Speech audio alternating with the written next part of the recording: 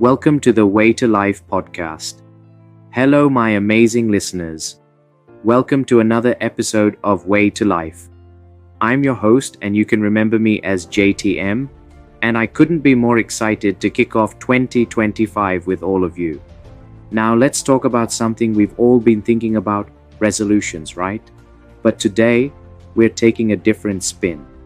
Instead of fleeting goals, we're talking about living this year with purpose, clarity, and resilience. Sounds good? Great. Buckle up because this episode is going to be your guide to making 2025 the year of virtues. Let's dive in. 1. Focus on what is within our control. Alright, let's start with a game changer. You've heard it before, but it bears repeating. It's not what happens to you, but how you react to it that matters. That's Epictetus dropping wisdom bombs, folks. Let's unpack that. Imagine you're driving to work and someone cuts you off. You have two choices: let it ruin your day or shrug it off. Which one gives you peace? This year, I'm challenging you to take control of your reactions. Remember, the storm outside doesn't matter if you've got calm inside. Here's a fun tip. Create a control checklist. Anytime something annoys you, ask, is this within my control? If not, let it go. Trust me, it's liberating. 2. Turning towards gratefulness for the now. Let's switch gears to gratitude.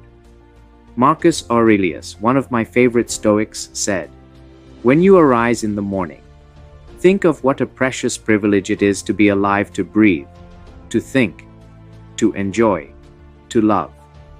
Take a moment right now. What are you grateful for? It could be something as simple as your morning coffee, the sound of rain, or even this podcast. Gratitude shifts your perspective from what's missing to what's abundant. This year, I'm starting a gratitude jar. Every day, I'll jot down one thing I'm thankful for and drop it in the jar. At the end of the year, I'll have a treasure trove of positivity to reflect on. Try it with me. 3. Excellence. Chasing, not perfectionism. Now, let's talk about perfectionism. Raise your hand if you've ever said, "It has to be perfect." Guilty? Same here.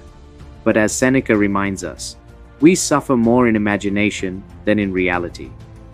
This year, I'm ditching perfectionism for progress. Think about it.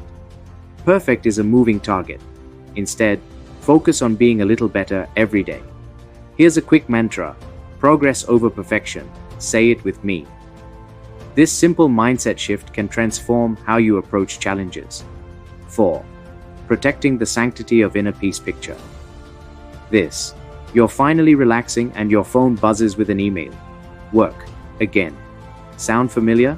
In 2025, we're reclaiming our peace. Marcus Aurelius nailed it when he said, "If you are pained by external things, it is not that they disturb you, but your own judgment of them." Let's get practical. Schedule quiet time every day. No phones, no notifications, just you and your thoughts. Use this time to reflect, meditate, or journal. Remember, peace isn't idle, it's preparation for the storms ahead. 5. Give kindness without expectation. Kindness. It's like sunshine, free to give and illuminating for everyone involved. Seneca said, "Wherever there is a human being, there is an opportunity for kindness." This year, let's make kindness a habit. Compliment a stranger, hold the door open, or simply listen when someone needs to talk. And here's the kicker: expect nothing in return. Kindness isn't transactional, it's transformational. I will give you a pro tip. Keep a kindness journal where you jot down your acts of kindness. You'll be amazed at how much light you bring into the world. 6. Dare to dream with reason. Let's dream big, but keep it real. Epictetus advises, first say to yourself what you would be, and then do what you have to do. Dreams are vital, but they need a roadmap. Here's an exercise for you. Write down your biggest dream for 2025. Now break it into smaller, actionable steps. Celebrate each milestone. Remember, every great achievement starts with a single step.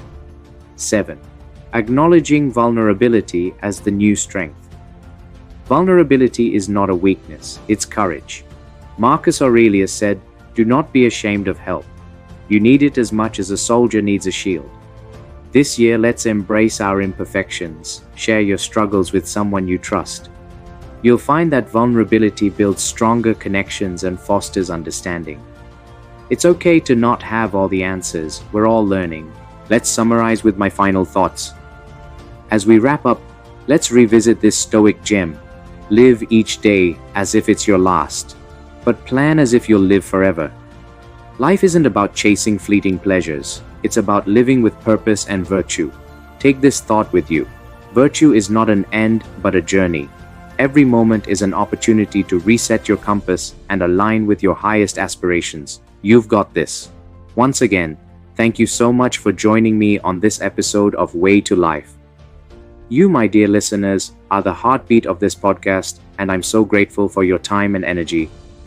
I work full-time as an ICT Project Manager, and it's a 7-day-a-week commitment. Yep, it's a demanding role, but it's one I truly love. Yet here I am, carving out time to bring you this podcast. Why?